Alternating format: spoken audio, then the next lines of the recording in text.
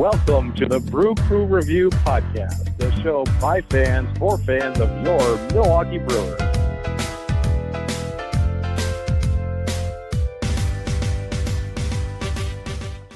Hello and welcome back, Brewer fans, to another edition of the Brew Crew Review Podcast. This is podcast number 112. This is your host, Vince Travato, joined on the set tonight by the great man himself, Mr. Scott Bartell. Scott, how are you tonight? Doing pretty good. We're taping this one a little bit late, but we gotta get this timely content out to our fans as quick as possible. Are fans keeping you up past your bedtime, Scott? Not yet, but by the time we record this and it gets edited and posted everywhere, then yeah, a little bit. But it's a small price to pay for the great Brewer fans all over this nation, state of Wisconsin, and city of Milwaukee, and West Dallas, of course. West Dallas mostly, but your interns will have the late night with their editing skills. But are we joined on the set tonight by Chad or Craig? Do we have both of those guys? You reached out to them earlier today? It does not appear so. I know this is a school night for Chad, so that's probably out the window for him. And then also a work night for Krager. So I think they're not going to be able to burn the midnight oil with us tonight. Doesn't Chad spend his work nights at the Drunk Uncle in West Dallas, Wisconsin? Isn't that where he grades the papers of the kids that he's teaching for the next generation? America's youth are being trained by a guy at the Drunk Uncle. Yeah, but he is grading the papers. I mean, it's not like he's letting other people grade them at the bar or anything like that. I mean, there is Barfly Mike. I mean, shout out to Barfly, by the way. But Barfly is definitely qualified to grade papers. Taking a pen and kudos. Yeah, that makes sense. I'm sure he is.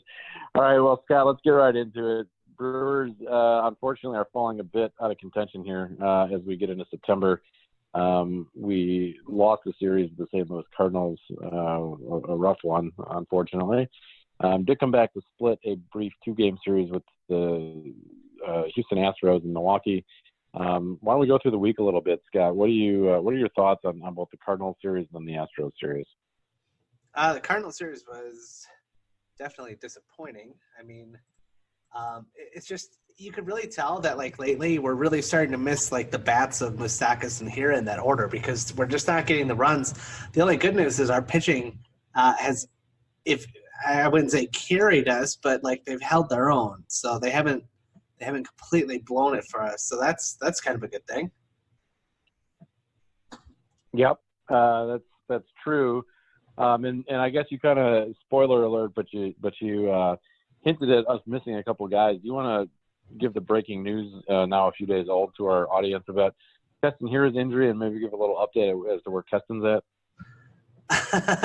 I could try. Let me see what's going on with that. And then also, I guess sandwiched between those two series you talked about, we were able to take 2 or 3 from the Cubs. So if there's any positive, that would be it. I mean, obviously the Cardinals are starting to gain a little bit of distance on us in the division, but the Cubs are the next closest for looking at that wild card. So I guess it's good that we got 2 or 3 from them. And splitting with Houston, I mean, that's such a good team.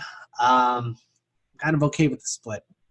But, I'll look up the most recent injury updates. Moustakas, last I heard, I thought he was day-to-day. Hira, I'm hoping that he was going to be back within a week, but I'm not. Let me see if we have any up-to-date ramblings anywhere or anything like that to see if there's anything new. Yeah, I believe that's where we're at. Checking with our colleague Tom Hondercourt. But I think, well, he won't know. But it was Keston, I think any other time of the year, I think that Keston is placed on the disabled list. I don't know that he technically was right now, only because with the rosters expanding to 40 guys on September 1st, the Brewers had a little wiggle room to, keep him off of the disabled list just in case he is able to come back prior to that 10 days. So you might get him a game or two sooner, but that's not a guarantee either. I think just again, because we have that extra roster space with the rosters expanding, you can afford to keep him off for right now. So Moustakas was obviously out, but I guess at the time of this taping now, he is actually back to the starting lineup. So I guess we should say that. Yeah. We obviously missed him over the course of the last week. I'm just looking to see if there's anything new about Hira, but Doesn't look like it. Yeah. Yeah, I don't know that we've heard anything in the last few days. So, the Brewers, to kind of analyze the situation right now, Scott, the Brewers are finding themselves up against a very hot St. Louis Cardinals team. Right now in the National League Central, we are officially 7 games back of St. Louis, and it's past September 1st. I think it would take a minor miracle to come back and win the division. And not only do we have the Cardinals that we're chasing, but we've got the Cubs ahead of us as well. They're 3.5 games back as of this taping. So, a little bit better on the wild card situation. It's not a completely lost cause. We're 3.5 games back. Again, I think the problem comes down to the fact that there's a lot of teams ahead of us. So if the season were to end today, Washington and Chicago would be the wild card winners, with Philadelphia and Arizona ahead of us at this point. I shouldn't say ahead of us. Arizona and the Brewers are tied, but the Phillies are ahead of the Brewers at this point. Yeah, and that's obviously really the problem of, when you go from trying to win a division to looking up at a second wild card spot. Now instead of just battling between the Cardinals and Cubs, you're battling with like 5 or 6 other teams. So that's what makes it really difficult.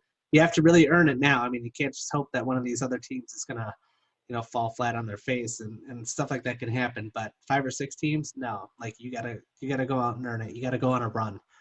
By the way, incidentally, Keston here is expected to return at the earliest middle of September. It's a grade 2 hamstring strain, so it's going to be a little bit longer than originally thought. Yeah, and that's really unfortunate to lose not only your starting second baseman, but the guy who's been so good for us this year in Keston. So that's a big bat that we lose at this point. Maybe now is a good time here in the show to summarize some of our moves and our transactions. The Brewers, like many teams in Major League Baseball, took advantage of the fact that rosters can expand to 40 guys on September 1st and did make a number of moves here in the last few days. You want to recap the Brewers transactions here in the last 4 or 5 days, and we can discuss them after you go through them a bit.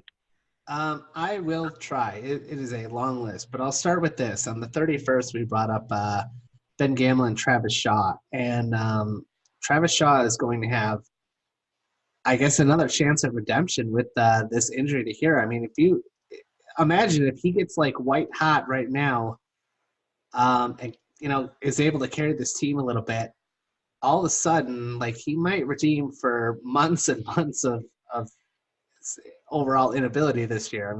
That goes a long way. So Brewer fans might be willing to forgive him if he's able to come out now and really start hitting.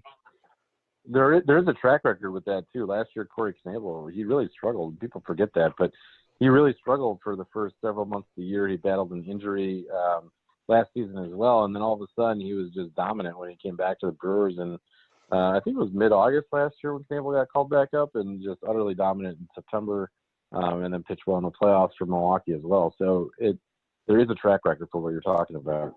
Yeah, if you were looking at guys last year that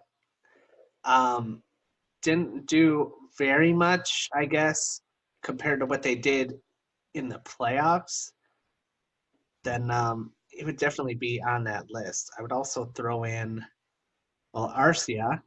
He had a pretty good playoff run. And Woodruff, obviously, he did a really good job too. Woodruff was long toward the end of the season, but I don't think anyone expected him to be the dominant player that he was in the playoffs. No, definitely not. So that's an interesting point. We should point out that as of this taping, Travis has not stepped it up so far yet in September. Had a rough at bat in a very crucial clutch situation against the Astros yesterday that unfortunately he did not deliver on in game 1 of that series. So we're hopeful that Travis can turn it around a little bit. As our viewers know from social media, we had a chance to visit with him or talk to him a little bit down in San Antonio during the last week of his minor league stint this season. And so, we're all rooting for him, but he really has had a rough 2019. I think he's going to be one of the biggest question marks that the Brewers have going into the offseason is going to be, what do we have with Travis Shaw? Do we have to resign, Mike Moustakas? Do we make a play for another third baseman? Do we try to roll with Travis Shaw and just kind of think he had a bad season after having, 30-plus home runs the 2 years prior to 2019? But I do think that, no matter what happens here in September, it's going to raise a lot of questions this offseason for the Brewers.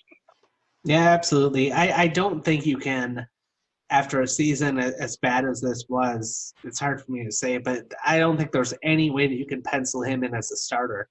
There's just no way. So it's unfortunate. But let's maybe get to some of the good news. A couple players that we get to welcome back in Jimmy Nelson and Brent Suter, much awaited return.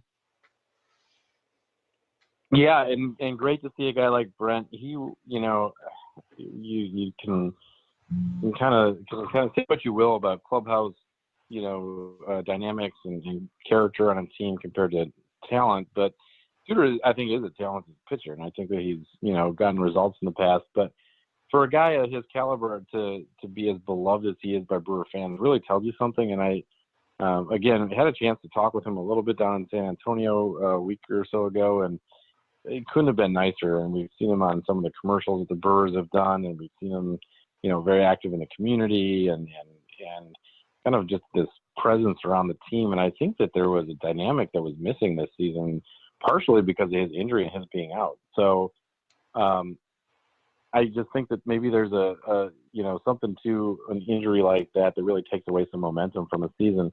So if Suter's able to come back, I hope that he can pitch, halfway decently. He had a pretty good outing yesterday in his first game back from injury here in 2019. They gave up one home run to a very tough Houston lineup, but it really wasn't a bad pitch, actually, that the guy hit out. But looked pretty good other than that, and it was great to see the fans react the way that they did when Suter both entered the game and came off the mound in Milwaukee.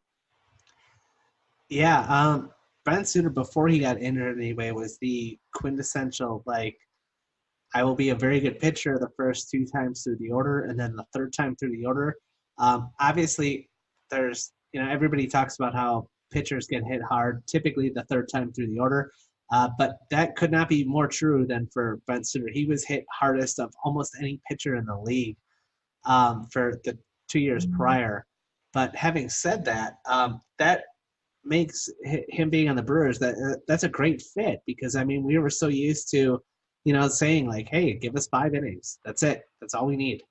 And he's able to do that with regularity. So that's definitely a good thing. I think it's a great fit for him.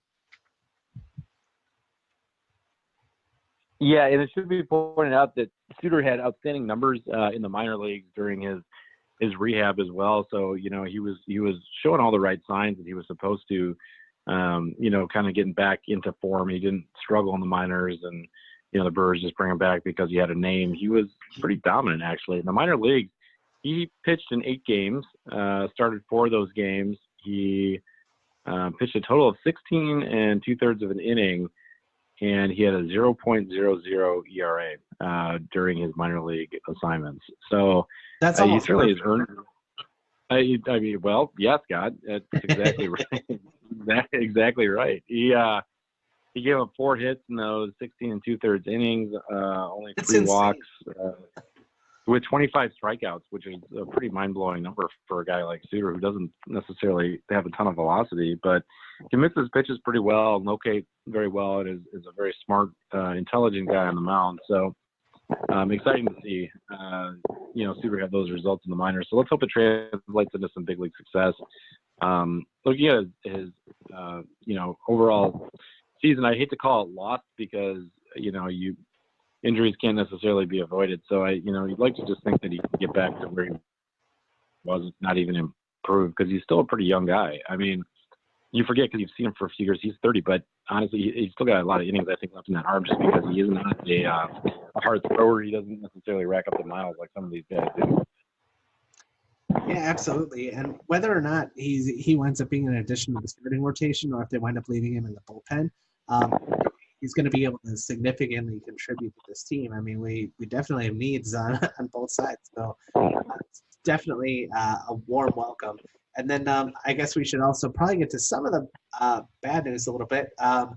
We designated Jeremy Jeffers, Troy Stokes Jr., and Aaron Wilkerson for assignment.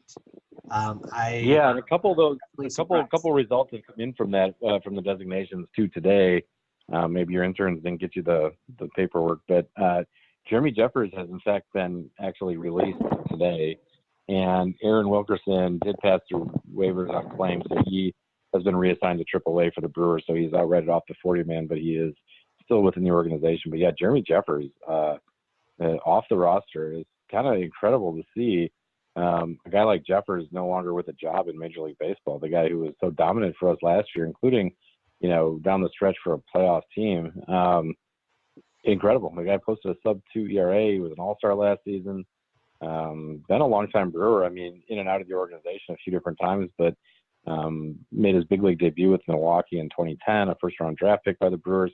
It's clearly obviously didn't get the results he was looking for this year, but do you think the Brewers gave up on him too soon, or do you think that there's something else to this story, or do you think it's just because he had, bad results this year and roster spots are a commodity and the Brewers were pretty sure he wasn't going to have his option picked up? Yeah, I know. I mean, I know he was activated from the injured list, but I have a feeling that there's probably a little something else there with that injury. And I don't think – I guess I felt that the Brewers thought that they didn't have time for Jefferson right with respect to his arm. And I don't think he would have fully recovered and been able to contribute to the team this year. Stearns went out and said, hey, he's got a $4.3 million option for next year that the Brewers were going to decline. They just thought that was too much. So I think it's very similar to what we did with Julius Cassin, just by letting him go now. With hopefully we'll be able to negotiate with him and bring him back next year. But he just was not able to help us anymore this year. Though, one of the differences between Chastain and Jeffers is the timing. So the Brewers let go of Jeffers, I think, on September 1st. So Jeffers was unable then to latch onto another, team, for a postseason run. I guess he could sign with another team for the next few weeks, but because of the rules in baseball, he's ineligible for a postseason roster, even if he were to sign with a contending team here for the next, 4 weeks. Whereas Chassin, he was let go, in later August, and he's already latched on, signed a contract, and been brought up to the Boston Red Sox. Did you find that the timing was a little bit odd on Jeffers, or maybe they knew Jeffers wasn't wanting to pitch for another team or in another organization this year, or maybe it's an injury issue? I don't know. It just seemed kind of odd with the timing. It struck me as being. Hey, fellas. How's it going? Hey, Craig. Jeez. Hey, Craig, former executive producer Mueller is on, guys. This is exciting. Wow, this is a treat. Yeah. Long-time listener, first-time caller. Yeah, that's right, man. We're talking about Scott the interns will edit this, but Craig, we're talking about Jeremy Jeffers. I've actually been listening for a little bit here before I chimed in. I as far as to answer your question, Vince, as far as the timing of releasing Jeffers, I think it had everything to do with, unfortunately, with the September call-ups. You can call up this year still, as many people as you'd like, but they still have to be on your 40-man roster. And I think they wanted to call up some guys that weren't currently on their 40-man roster. So I think by getting Jeffers off the 40-man roster allowed them to make some other moves. And so I kind of believe that's probably the timing of it. And knowing that since he's injured and wasn't probably going to pitch for the Brewers again this year, and they weren't going to pick up his option, he was kind of just dead weight on the roster, I guess, taking up that dead weight spot on the roster. And so even if they have some interest in bringing him back, most likely a one-year deal next year if they are interested at all, I think it still just didn't even make sense to release him earlier than September 1st. I think they were still holding out hope that he'd come back from his injury, but I think they just decided that to move on without him for the rest of this year. So we'll see. Yeah, no, Greg, you might be absolutely right with that. And the Brewers, and we haven't gotten to it yet, but the Brewers did make another interesting roster move, and he never played with the big league team, but the Brewers also outrighted Troy Stokes Jr. off of the 40-man as well, and he did not pass through waivers. He was actually claimed by the Detroit Tigers earlier today. So another guy who we had talked with a bit in San Antonio this season who is not going to make his big league debut, it looks like, with Milwaukee. Were you guys surprised to see the move with Stokes? He had, kind of struggled a little bit offensively this year, but the guy did win a Gold Glove for his defense last season, and he wasn't awful this year in AAA. I think he was ranked as the Brewers' 15th best prospect by Baseball America. Were you guys a little bit surprised by that move? Yeah, I mean, I was. I just didn't see the point of it. Like you said, I had some hope still for Astros to be a major league player, and for someone like that to just be let go before given a chance. I'm not a huge fan of that. I'm not sure. He wasn't having the greatest of years here in 2019 in the minors, but like you pointed out, Vince, he was a Gold Glove minor leaguer last year, and so I still thought he was, had some more time to come around, and obviously being put on waivers, the Detroit Tigers, the worst record in baseball, the first priority on waivers, and they gobble them up first. So I think if the Brewers had some kind of inclination they might make it through waivers, I think that was an error in judgment, because obviously that wasn't going to happen. Yeah.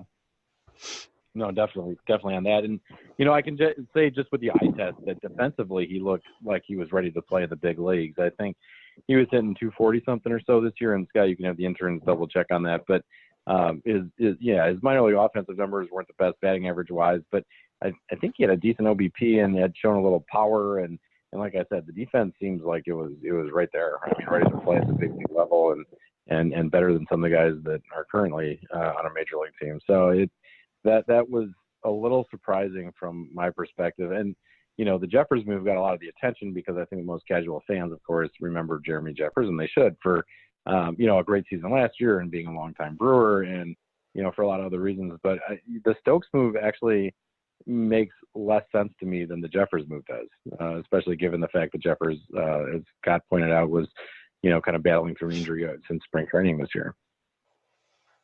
Yeah, I don't know. I think it wound up being kind of a little bit of a numbers game. I mean, when you look at it right now, even looking at our 40-man roster, I mean, we still have Braun, King, Gamble, Grisham, Tyrone Taylor, and Yelich are all the outfielders still on our 40-man. And to add a 7, it's certainly not unheard of by any means. But at the same time, like, where is he going to be able to play in the future with?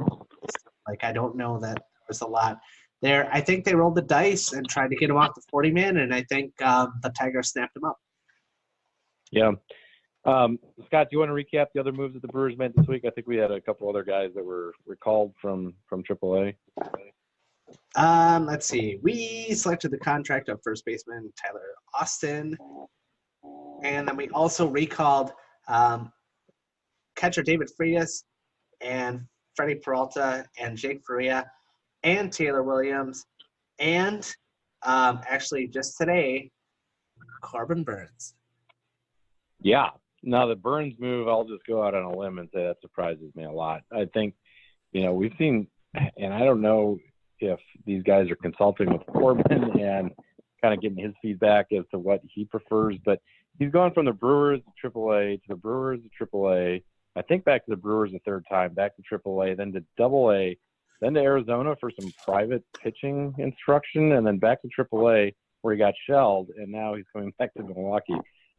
It's been a roller coaster of a season for Corbin, and as we've discussed in other episodes, this is a guy that, as we've talked about for several seasons, was the Brewers, certainly the top couple of pitching prospects in the organization, if not the top pitching prospect for the Brewers, and was very successful out of the bullpen for the Brewers in 2018. Vital component last year during the playoff run, and this year has just been hit really hard. What do you guys make of this? Craig, what are your thoughts on Corbin? I know we're all fans of him, but you particularly have been talking about Corbin for a number of years. What are your thoughts on all this?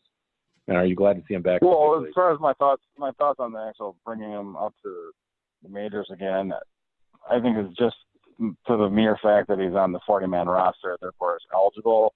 As we know, the rules are going to be changing starting next year, where they're not going to be able to expand your rosters as much. So it's kind of like the last go around for that. And I think that the organization is just going to put as many hands on deck as possible here as we go into September, and still having a glimmer of hope for a playoff run or something like that. And So with that being said, I don't think Corbin Burnes has earned his way back to the major leagues. But I don't know. I think I still believe that Corbin Burnes has talent, and he's still young enough to turn around, and they can correct some of the problems that were causing his issues with home runs and with giving up runs overall this year. And I think that maybe this is going to just be a learning season for him, and he can put in his rearview mirror and come back with a fresh start next year for the organization. Unlike some of these other guys we mentioned, I think they still hold out great hopes for him, and he's not going to be released anytime soon, I don't think. But obviously next year will be a huge year in his development, and whether or not he can get back to where he was and move on from the struggles from this year. And I believe that he will, and he can, or that he can and he will do those things next year. I still have a lot of faith in Corbin Burnes and believe in his talent. But whether or not he'll have the opportunity to become or compete for a starting spot in the rotation coming out of spring training next year, probably maybe not. I don't know what the Brewers' plans are yet for this offseason, but if nothing else, I think that he will have the opportunity to work his way from AAA back to the major leagues at some point and help and can be a contributor for the Milwaukee Brewers in the 2020 season. So whether or not he gets utilized and is a contributor in the 2019 season, I think that he'll be regulated to the, aforementioned mop-up role. As if like the Brewers are up or down by 7 or more runs, you might see Corbin make an appearance just to maybe even just be like a confidence builder or something to know that going into next season he can do it at the major league level. And Craig, you hit on a key point that I know we've discussed a little bit, but maybe we should get into a little bit more. The confidence issue. Is it a mental thing with Corbin, Scott? I mean, it seems like the guy's got all the physical talent in the world, and he could probably work on developing another pitch. But again, this is a guy that was successful last season. He's been successful at every rung in the minor leagues. Is it a mental issue that he's having right now? What are your thoughts? What are you hearing? I think that's definitely part of it. I don't think it was at first. I think at first it was a mechanics issue, and then it turned into more of a 50-50. And now it's hard to say where it's at, but no, it's definitely at least partially a mental issue. And I think that that's part of the reason why we brought him up. I mean, this is a guy who has frankly lost some of the confidence that he had going into this year. And I think that this is just that, a vote of confidence. We all know that when Corbin Burnes is good, he is able to help this team. And although he has only shown flashes or glimpses of that this year, if he gets right, he could still help this team down the stretch. Absolutely. I expect that, as Craig alluded to, he'll probably be in a mop-up role and just given like an inning or two. And I wouldn't be surprised if we say, hey, you know what, let's throw him out there just for an inning, as opposed to like making him stretch and do 2 innings. Let's keep him in the bullpen. Let's work on – I think he's going to wind up being like 90 to 95% of his pitches is just going to be fastball slider, and we're just going to get back to developing him into the power pitcher he can be. Yeah, and that could very well be it. And, I think that it remains to be determined how relevant of a dream the postseason might be here in the next few weeks. I mean, we do still have a lot of games against division rivals. That being said, we have blown some opportunities against both the Cardinals and the Cubs in recent weeks. So, the math is not necessarily on our side. So Corbin, if the Brewers do fall out of contention, we might see actually quite a bit of Corbin Burnes, because at that point it really doesn't matter. And getting him back on track would be a bigger priority for the organization, perhaps. But, if we do remain in it, kind of where we're at right now and hovering around a wild card spot, we could, maybe see Corbin come in, like you said, Craig, in sort of mop-up situations. And, here's a question for you guys. If you had to pick, let's say, 1 or 2 Brewers that would for sure be like shoe-ins for the 2020 Brewer rotation at this point that are currently on the roster, who would you pick? Good question. I mean, Woodruff leads off the list, right? He's been successful when healthy. Not counting Woodruff, he's still on the IL, right? Yeah, but I guess outside of Woodruff, who else would you think currently on the 2019 Brewers active roster would you consider a shoe-in? A shoe-in? I mean, I think that Davies is probably still a pretty good lock for the rotation for next year. I mean, he's pitched, fairly poorly the last month, but he did have a great first half. So I would say that the Brewers are going to give Davies a pretty long leash. Outside of that, we don't know if Brent Suter is going to be a starter or reliever next season. Adrian Hauser is actually pretty good as a starter, Craig. I would say that Hauser might be a good bet for the rotation for next season as well. What are your thoughts on that question? I hate doing this because, that's exactly what I would say. I would say that Zach Davies is the closest thing to a shoe-in. And then after that, Hauser and Suter, I think both I think that they're both better suited in the starting rotation than in the bullpen. And for that reason alone, I think that makes them as close to a shoe-in as possible. Other than that, who are you going to look at? I guess it's kind of illustrating my point that we're kind of struggling to name even one, let alone several starting pitchers that are shooting for 2020. Just how much in shambles our current 2019 Brewers rotation is. All the kudos in the world to Jordan Lyles and Adrian Hauser, who have been pitching out of their minds almost since the All-Star break, in my opinion, and over their talent level most likely. But because they've been kind of a saving grace for us. But even Zach Davies, who to me could almost be like a trade candidate if we could, obviously he's been pretty solid overall. But again, he was left off our postseason roster last year, and he's had an up and down year this year. Is he really even a shoo-in? Most likely out of the guys that will, more so maybe than Chase Anderson even, I think.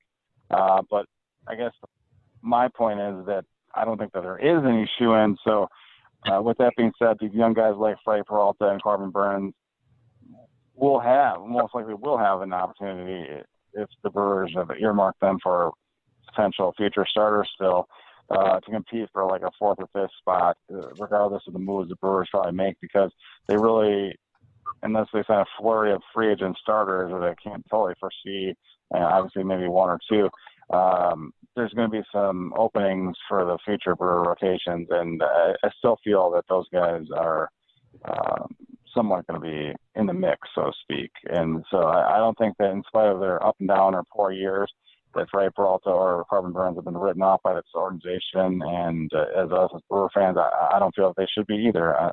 So I think that they're still young enough that hopefully that whatever growing pains they went through this year, they can learn from it and still be contributors in some way. And I still feel that they both make sense as starters. And even though Adrian Hauser has shown, I almost feel like Adrian Hauser is would be a better reliever than I feel like Corbin Burns and Freddie Peralta still have higher ceilings as starters than Adrian Hauser does. But again, it's hard to argue that at this time because of the results that Hauser is getting out of the rotation. That's obviously a positive thing to see. So, no, go ahead, Scotty. Go ahead. I was going to say, if you're David Stearns, actually, and if you're Jordan Lyles and his agent, don't all of you think at this point that Lyles is tabbed to come back to the Brewers next year? After Stearns, I can't even say let Jordan Lyles get away because I don't know. He only signed like a $2 million deal, like a 1 year with Pittsburgh. So it's definitely something where we could have brought him back and we didn't. And we let Wade Miley go for peanuts. And I just think that this might be a scenario where obviously Lyles did not fare very well with Pittsburgh, but he's shown that he can pitch really great in Milwaukee now. So I wouldn't be surprised if he ends up getting a contract offer. I'd like to see him back. Yeah, I wouldn't disagree with that. To have a little bit of a veteran presence this year, if we would have re-signed Lyles and Miley at the beginning of the year, it might have made a big difference. And I would point out, too, that Lyles' overall numbers were not the best in Pittsburgh, but he did have a really good, solid, April and May. I think he had a really bad June and part of July, and then he started pitching well again with Milwaukee. So, it's not like he was bad all season. I think he had a handful of 4 or 5 really bad starts, but other than that, he's been pretty solid this year. It was pretty solid for the Brewers last season as well. He had a 3.31 ERA last year from Milwaukee. So, certainly Lyles has at least earned consideration as being somebody that the Brewers might look at to bring back. Pretty much right before we picked him up, I remember that he had, I think 7 really bad starts in a row. Like I think he had an ERA of Right. over 7, and he was 0-5 in those starts. And obviously Pittsburgh had just had enough at that point, and apparently something clicks when he comes back to Milwaukee. So not a bad thing. Right. I guess just the overall synopsis of the Brewers 2019 starting pitching is looking at all the guys and the seasons that they've had and just the pitchers that they are. I mean, how could you argue that they're just nothing more than a grab bag of number 3 to number 5 starters? I mean, a lot of these guys that we're mentioning probably would barely be number 5 starters on most current contending teams, or really struggle to even make their starting 5. I mean, look at Zach Davies, Chase Anderson, Jordan Lyles. Obviously, they're pitching good now. Adrian Hauser, even a lot of these guys probably won't even be number 5 starters on a lot of these teams. So it's just the overall state of the Brewers starting pitching is not where you wanted it to be. And the weird thing is it didn't seem it was where you wanted it to be about this point last year either, but it did. Guys like Wade Miley stepped up, and it did carry us almost all the way to the World Series last year miraculously. Chacin having such a great year, Wade Miley having such a great year, but I just feel like those, I think we rode a hot streak of luck last year, and it took us pretty far, but it was really our bullpen and the strength of the back of our bullpen that really did carry us in combination with those guys as far as we did last year, and we're just not seeing any of that luck this year, and our bullpen is also nearly in shambles outside of Hader for the most part. And too, I mean, so. it's partially luck, but I think that the bullpen is the problem, right? So, I mean, the starting rotation, I kind of disagree with you, Craig, about a guy like Davies. Davies has got a 3.76 ERA on the year. I think that's good enough for most teams' starting rotations, actually. But, point taken. I think, though, on the overall thing, I think that the bullpen is certainly a problem. It's certainly not where it was last year. Partially that is due to injuries. Again, Corey Knebel, Bobby Wall, other guys that the Brewers had expected, Jeremy Jeffers, to be filling major roles for this team, haven't been able to do so this year, whether through injury or bad performances or whatever the case might be. So, yeah, so my question is first of all, who is available as a starting pitcher this offseason? That turns my target. But second, maybe is he going to focus again on the bullpen and try to rebuild that 2018 bullpen to kind of bring it back up to speed to where we had hoped it would be for 2019, or is he just going to bank on guys like Knebel and Bobby Wall being healthy next year to kind of come back and maybe that's his answer? I don't know. I think the health of Corey Knebel was a huge blow to the Brewers this year, and also be a huge key to the Brewers' bullpen strength in 2020. So obviously, as a Brewer fan, you've got to hope that he comes back fully from that injury, which most pitchers do. But he was a huge key, and I think he will still be in the future. If you pair him still with Hader, that's a pretty solid start to back up any bullpen, and I think it's just building around that and not missing on guys like or relying on, I don't know, hoping for more, I guess, from guys like Alex Claudio, because I think when Stearns acquired him, he really was thinking he was going to be some type of real key left-hander in the back of our bullpen, and I don't think he's been too much more than mediocre and almost replaceable. But I guess it's been an up-and-down season for him and most guys in our bullpen, but it's just nothing like it was last year with, Jeffers had an unbelievable year from Jeffers, like Hader, the best reliever in baseball, and Knebel just being completely lights out in the second half last year as well and into the playoffs. But so. Claudio, he's pitched in 73 games this year, and he has a 3.81 ERA. So, not great, not awful. I think that we're missing some of those. For this, it's for a reliever. Yeah. Usually, you want to have not that quite that high ERA, but I don't know. I guess I expected more from him, but no, fair enough. But the guy did have a 4.48 ERA last year, so I'm just saying he's even pitching better than last season. I think my point with the bullpen, besides the injuries, is just that we're also missing some of those support pieces. And it sounds bizarre, but because they were Brewers for kind of a short amount of time, but guys like Joaquin Soria and Xavier Cedeno, even guys who pitched really well for the Brewers for the most part down the stretch in the second half last year after being acquired at the deadline, we're kind of missing those types of guys this year. And maybe Stearns felt like Drew Pomeranz might be that type of pitcher when he acquired him at the deadline for Dubon. And Pomeranz has actually, I think, pitched fine for Milwaukee so far in the year. He's got a 2.63 ERA for the Brewers. So, he's certainly been helpful, but I still think we're missing some of those kind of support pieces. And then the utter dominance of our, kind of three guys at the end of the pen last year, I think is what's really missing, where we had Haters, Jeffers, Knable in some order or fashion, depending on the week, for like 2 solid months where those guys were virtually unhittable. No, I think that's a great point, Vince. Adding in, I took a kind of overlooked story on myself. He was a former closer who put up awesome numbers for us. For him to be like the fourth person as far as that, just the depth of our and strength of our bullpen last year was just awesome. We're missing guys like that, and like you pointed out, Pomeranz is doing a decent job, but the depth of our bullpen and the strength is just not there this year, and of course it makes it more difficult on our starters and everything. It's a trickle down, effect that's having, and just not a great year for the pitching of the Milwaukee Brewers. Yeah, no, that's exactly right. And maybe Stearns is hoping that guys like Jacob Faria and Ray Black and others can kind of, establish some stability in that bullpen in 2020.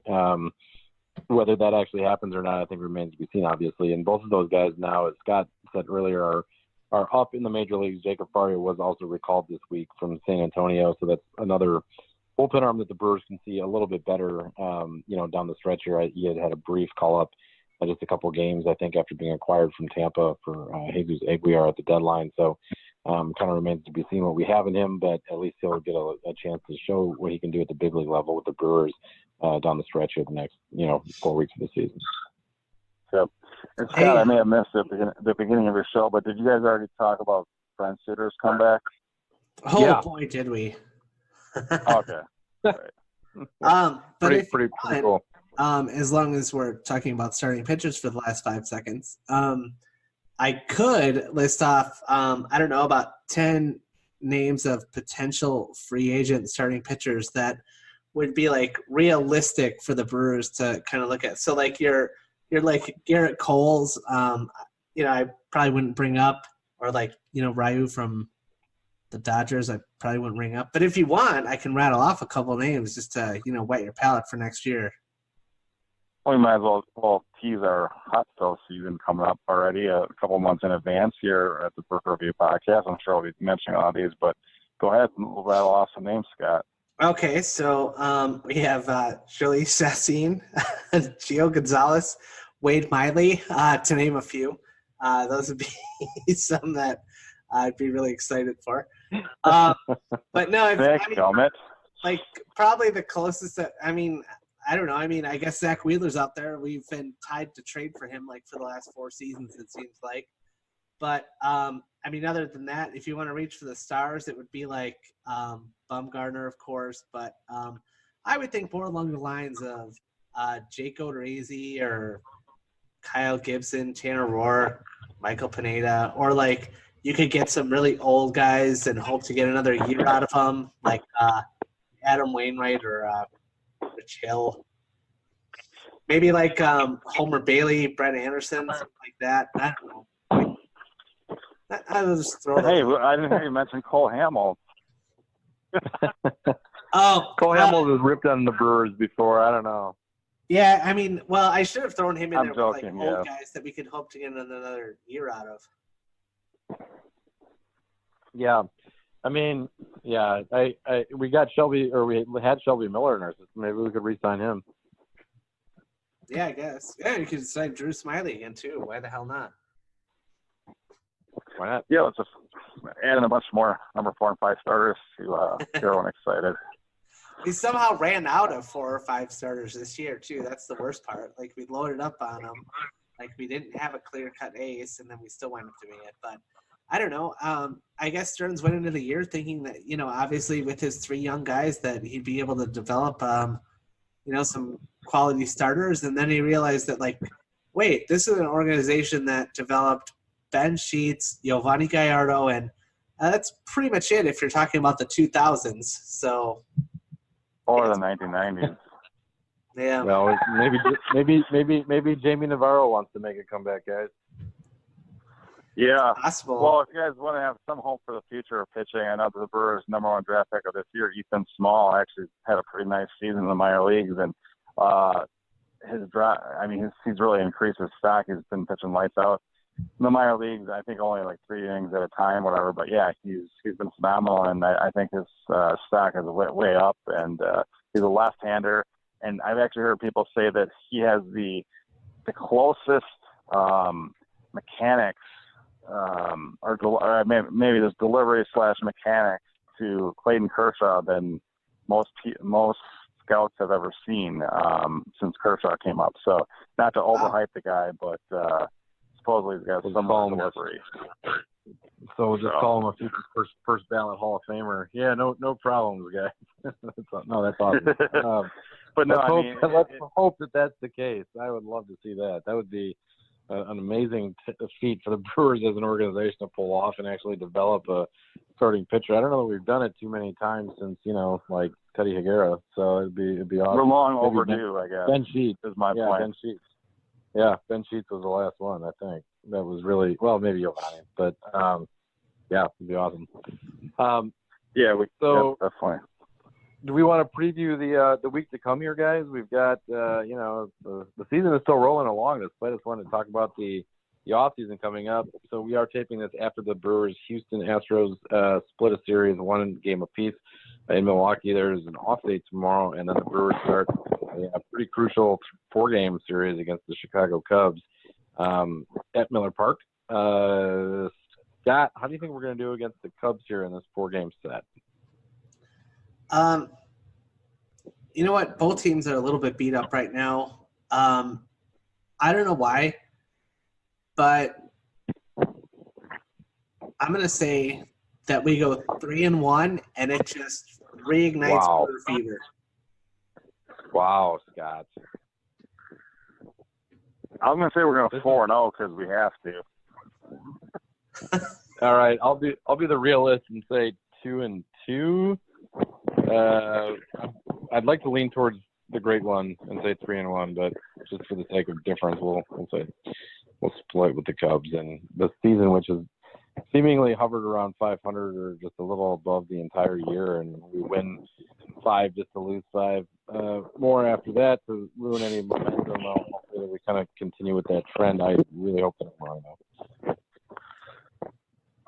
Well, treading water at this point. It's not. I mean, imagine this. Like, let's say we do find a way to take this Cubs series at home, which is definitely doable. Then we go on the road, 4 games against the Marlins. You got to get at least 3 there. You have to. You cannot split. And then you get a chance to hopefully get a little bit of payback with a 3-game series at Cardinals. That is going to be a tough series. But then, hey, after that, guess what? All cupcakes. 4 games at home against the Padres, 3 at home against the Pirates, and then we go on the road for 3 with the Reds and 3 at the Rockies. I mean, you can't. Didn't we get swept by the Padres this year already? I don't want to talk about that. We did. And here's partially the issue, Scott, is that last time that the Brewers were supposedly going to have a pretty easy, quote unquote, 4 or 5 weeks stretch here in the season, the Brewers actually had a losing record somehow, which I think was really the problem with the year. We played okay against good teams this season. It's been some of these bad teams that have really somehow managed to just rack up wins against us. Well, it's time for a little redemption. We can lose all those games with the Marlins as long as we sweep the Cubs all 4 games and the Cardinals in all 4 games. I'll be somewhat pleased. So let's just do that. Fair enough. And Craig, did you say earlier that you talked to our anonymous source, Tom Carter, about his predictions for the week? Or anonymous? No, actually, he doesn't take my calls anymore. I think he might be upset at us. I'm not exactly sure why, but he might have even blocked me from his phone. I'm not sure, but anyway, I'm sure. I'll always answer Scott's calls or yours, I guess, probably. Scott, did you talk to our anonymous source, Tom Carter? I did not, but I did talk to the great Dennis Kahn, and all he said was, I hope we sweep those effing dirty-ass bastards and send them crying back on I-94 So, I don't know. I mean, Probably literally a direct quote, actually. yeah, I know he really hates Cubs fans, so and Cubs players and the Cubs organization and Harry Carey. Fair. Well, fair enough. Well, Dennis Kahn is certainly not anonymous like Tom Carter, so fair enough that we can repeat his quotes verbatim. But good stuff. And Scott, do you want to reach into our mailbag here and see if we've got any questions from our longtime listeners? Let's see. I do have one here, but just so you know, we only have like less than 3 minutes left, so we'll have to do this one Way to rapid fire answer, Scott. Let's go. All right, so this one is from Liz C. in I don't even know where she's from. Cudahy? From Cudahy, Wisconsin. That's right. Home of late Patrick Cudahy. But and lots of bars. She was asking, who do you think is going to have a better comeback career, Brent Suter or Jimmy Nelson? Did she ask Craig that question specifically? I know she's a big fan of Craig. Well, it does say in here like, hi everyone at the Brew Crew Review, and then it has like lips for kiss, and then like wink, and then there's like 16 emotes. So like I can't read those over the air. Like I just skipped it. I don't know. If that's definitely a better email next time, Scott. But maybe you should fire the intern and pick that one. But I'll just go with Brent Suter. He's going to be one of those underdog ones. Underdog guys who has a nice little back end of the rotation type career. He sticks around a long time and all. He's overachieved, and obviously, I think his clubhouse presence might have been just as much missed this year from the Brewers as Corey Knable's right arm in the ninth inning, and I think his intangibles are through the roof. But with that being said, definitely still holding out great hope for Jimmy Nelson as well. But I'll go with Brent Suter. Scott? Even though Brent Suter doesn't have the raw makeup that Jimmy Nelson does, I do think that obviously he has the control. You did mention the clubhouse presence. I'm going to go with Brent. I mean, I really think he's going to get as many chances as any club can give him, because he's always willing to do whatever it takes to help the team. All right, I'll be a little bit different. I'm going to go with Jimmy Nelson. This is a guy who went healthy, who won 17 games for the Brewers a couple of seasons ago. Unquestionably our ace in the 2017 season before a devastating injury.